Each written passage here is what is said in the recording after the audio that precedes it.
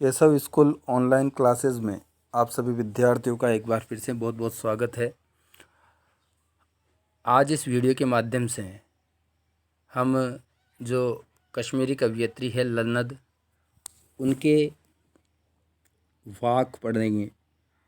अब पिछला वीडियो जो हमने देखा था इसका, तो इसमें हमने इस पाठ की जो कवयित्री है लन्नद, उनका कवयित्री परिचय लिखा था। साथ में इस पाठ के शब्दार्थ भी हमने किए थे। तो आज हम कवयित्री लन्नद द्वारा लिखे हुए जो वाक हैं उनको पढ़ेंगे। सबसे पहले हम वाक के विषय में जानते हैं कि वाक क्या होते हैं। जो वाक शब्द आया है, वाक क्या है।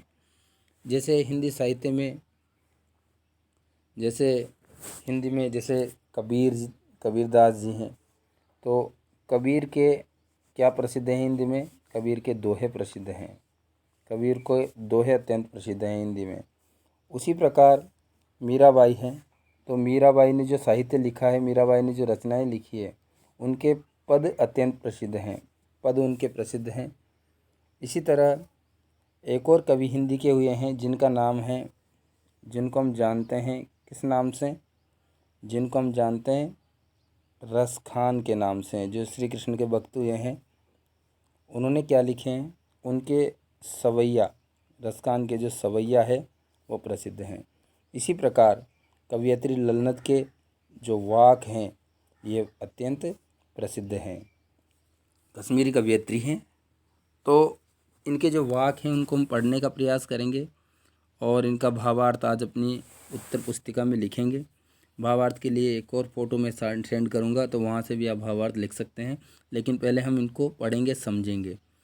तो देखते हैं जो वाक हैं कवयित्री लन्नद के। पाठ का नाम आपने देख लिया, कवयित्री हैं, ये कश्मीरी कवयित्री हैं। तो देखते हैं पहला वाक। रस्सी कच्चे धागे की खींच रही मैं नाव, जाने कब सुन मेरी पुकार, करे देव भव सागर पार। पानी टपके कच्चे सकोरे, व्यर्थ प्रयास हो रहे मेरे, जी में उड़ती रह हूँ घर जाने की चाह है घेरे। पढ़ते हैं इनको, भावार्थ जानने का प्रयास करते हैं। कवयित्री लन्नद यहाँ पर कहती है, रस्सी कच्चे धागे की खींच रही मैं नाव, यानी जो मेरी ये जीवन रूपी नौका है, यह नाव शब्द आया है, ये प्रतीक के अर्थ में है। यानी मैं जो मेरी जीवन रूपी नाव है उसको रस्सी कच्चे धागे की, यानी मैं कच्चे धागे की रस्सी के सहारे उसको खींच रही हूँ।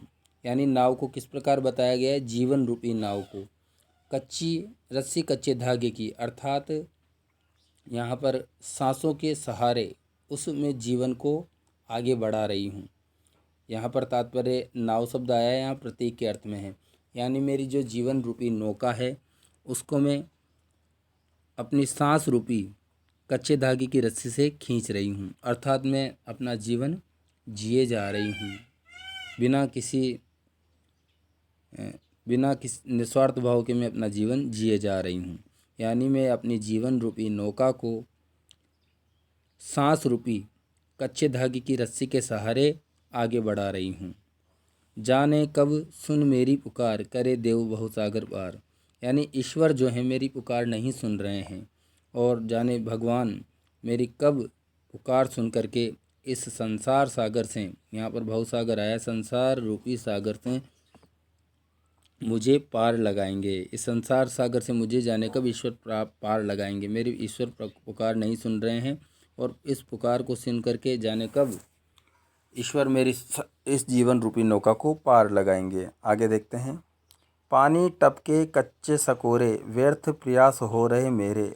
जिस प्रकार से पानी टपकता है और कच्चा सकोरा जो होता है, मिट्टी का बर्तन जो होता है, पानी उसके ऊपर गिरने से वह मिट्टी का जो बर्तन है वह नष्ट हो जाता है धीरे धीरे, उसी प्रकार पानी टपके कच्चे सकोरे, व्यर्थ प्रयास हो रहे मेरे। अर्थात जिस प्रकार पानी के टपकने से मिट्टी का जो बर्तन है वो नष्ट हो जाता है, धीरे धीरे मिट्टी बह जाती है, उसी प्रकार मेरा जो अनमोल जीवन है ये धीरे धीरे व्यतीत होता जा रहा है। और ईश्वर के मिलने के जो मेरे सारे प्रयास हैं वो भी व्यर्थ होते जा रहे हैं। यानी मैंने ईश्वर से मिलन के अनेक प्रयास किए, लेकिन वो सारे के सारे प्रयास व्यर्थ साबित हो रहे हैं। जिस प्रकार से पानी टपकता है, पानी के टपकने से जो मिट्टी का कच्चा सकोरा रहता है या मिट्टी का जो बर्तन रहता है वह धीरे धीरे नष्ट होता है, मिट्टी बह जाती है उसकी। उसी प्रकार जो मेरा अनमोल जीवन है ये भी ईश्वर का मिलन नहीं हो पाने से ये व्यर्थ होता जा रहा है। जी में उठती रह हूँ, घर जाने की चाह घेरे। जी में यानी मेरे मन में हूँक उठती रहती है, अर्थात मेरा मन दुख के कारण व्यथित होता रहता है। यानी मेरा मन ईश्वर का मिलन नहीं हो पाने के कारण व्यथित रहता है, दुखी रहता है। घर जाने की चाह है घेरे, और ईश्वर से मिलन की चाह मेरे हृदय को घेरे रहती है, अर्थात ईश्वर की शरण में जाने की चाह मेरे हृदय के अंदर हमेशा बनी रहती है। अर्थात यहाँ पर कवयित्री जो है ईश्वर से साक्षात्कार करना चाहती है, ईश्वर से मिलन चाहती है। ईश्वर से मिलन करने की चाह में उसके हृदय के अंदर जो दुख का भाव है उत्पन्न होता रहता है। हूक उठने से मतलब यहाँ पर ये शब्द आया है जी में यानी हृदय में। हूक उठना यानी मन व्यथित होना, अर्थात दुख का भाव होना।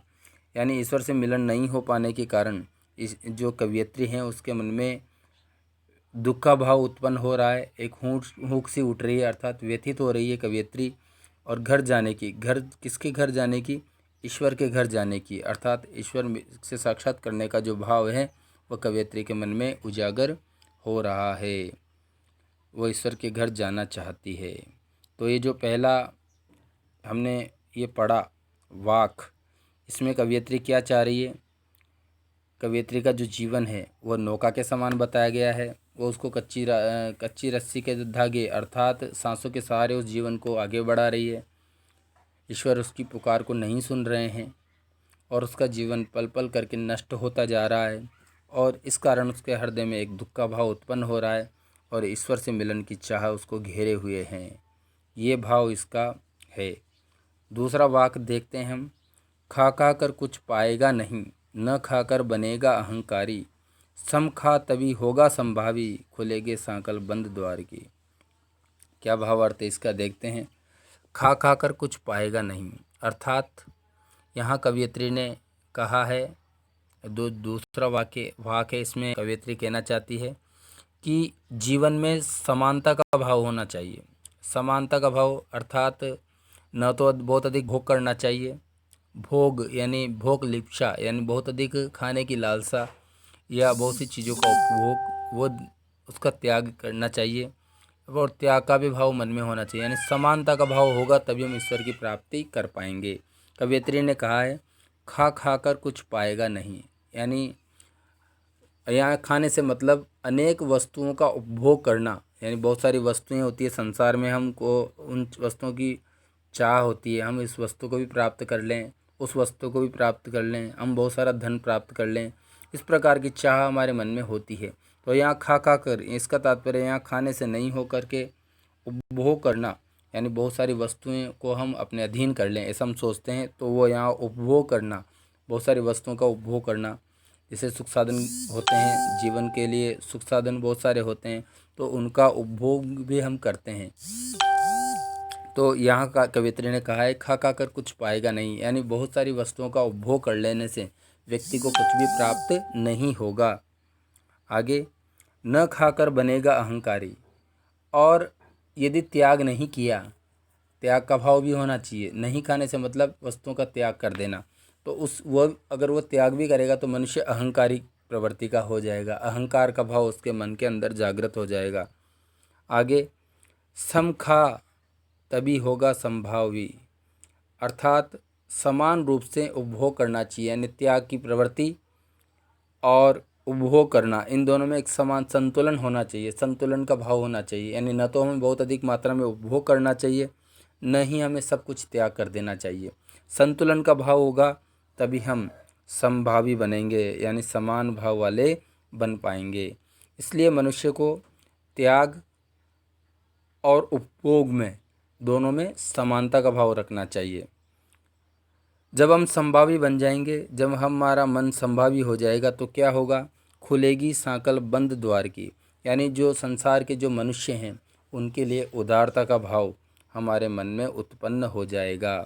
खुलेगी सांकल, सांकल यानी मन के जो हृदय के द्वार हैं, बंद जो हमारा मन या हृदय हो रहा है, समानता का भाव नहीं होने के कारण, जब हमारे अंदर समानता का भाव आ जाएगा तो जो संसार के प्राणी हैं उनके लिए उदारता का भाव हमारे मन में जागृत हो जाएगा। खुलेगी सांकल अर्थात हृदय के द्वार खुल जाएंगे जो बंद है आज दिन तक। अगर हमारे अंदर समता का भाव उत्पन्न हो जाएगा, उत्पन्न होने से समानता हमारे अंदर आ जाएगी, समता का भाव हमारे अंदर आ जाएगा, तो जो लोगों के लिए जो हमारे द्वार हैं जो बंद पड़े हुए हैं वह द्वार खुलते चले जाएंगे। यानी हम उदारता के साथ लोगों को अपना पाएंगे, उदारता का भाव हमारे मन में आ जाएगा, सभी लोगों के लिए उदारता का भाव हमारे मन में समाहित हो जाएगा। तो आज इसके माध्यम से, इस वीडियो के माध्यम से हमने कवयित्री ललनत का जो ये दूसरा भाग पढ़ा, उसके बाद हमने पहले ये जो पहला भाग था उसको पढ़ा। तो पहला और दूसरा ये आज 2 भाग हमने देखे। अब आप क्या करेंगे, सभी विद्यार्थियों को क्या करना है, अगर वीडियो की क्वालिटी थोड़ी सी ठीक नहीं आती है तो आपको परेशान होने की आवश्यकता नहीं है। आपके पास किताबें भी होंगी तो आप किताब के माध्यम से भी ये भावार्थ लिख सकते हैं। और इसके बाद, इस वीडियो के बाद मैं साथ में एक फ़ोटो भी डालता हूँ डेली। जैसे मैंने कोई वीडियो पढ़ाया तो ये समझने के लिए होता है, इसको अच्छी तरह से समझ लें। अगर आपके समझ में आ जाता है तो किताब के माध्यम से आप बिना देखे लिखें। फिर भी आपकी अगर कोई चीज़ समझ में नहीं आती है तो मैं साथ में इसके लिए एक फ़ोटो भी डालता हूँ, फ़ोटो भी सेंड करता हूँ, तो वहाँ से भी आप इसका भावार्थ लिख सकते हैं। लेकिन लिखना सभी विद्यार्थियों को है, क्योंकि बहुत सारे विद्यार्थी वीडियो को तो देख रहे हैं और वीडियो को देख करके वो अपना होमवर्क पूरा नहीं कर रहे हैं, या फिर होमवर्क भी पूरा कर रहे हैं तो ग्रुप में फ़ोटो सेंड नहीं कर रहे हैं। तो ये बहुत बड़ी कमी है।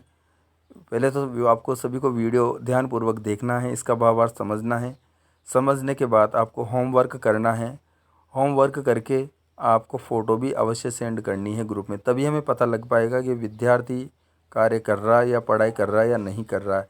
आपकी अगर लैंग्वेज समझने में आसानी नहीं हो, थोड़ी वीडियो क्वालिटी में नेटवर्क की वजह से थोड़ी प्रॉब्लम हो जाती है, तो वीडियो क्वालिटी के लिए भी आपको दुखी होने की आवश्यकता नहीं है। किताब आपके पास है, किताब हाथ में लेकर के और वीडियो को सुनते रहें, या इसमें अगर दिखाई दे रहा है तो इसमें देखते रहें और अच्छी तरह से भावार्थ समझने का प्रयास करें। उसके उपरांत आप इसका भावार्थ बिना देखे लिखने का प्रयास करें। नहीं आता है तो फिर उस फ़ोटो का सहारा जो मैं ग्रुप में सेंड करूँगा उसका सहारा भी आप ले सकते हैं।